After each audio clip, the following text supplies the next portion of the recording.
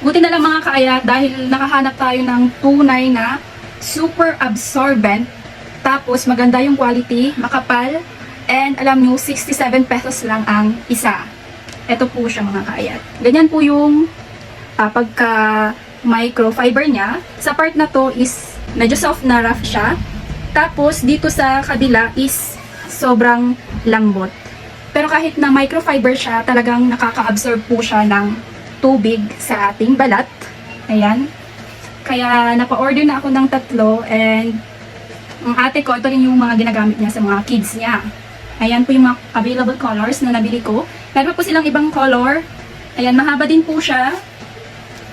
Ayan siya. And syempre, meron din po siyang sabitan. Ayan.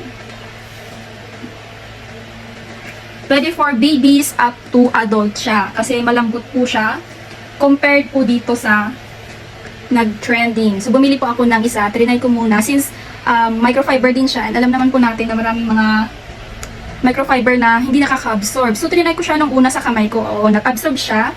Pero nung trinay ko na siya, after ko maligo, naku po, nabudol lang tayo kasi hindi totoong absorb. Hindi siya totoong absorbent. Kaya hindi ko na siya nagagamit. Malawak siya, pero hindi talaga siya absorbent. Mararamdaman mo talaga pag pinupunas mo sa katawan mo, parang hindi nakakasipsip ng tubig.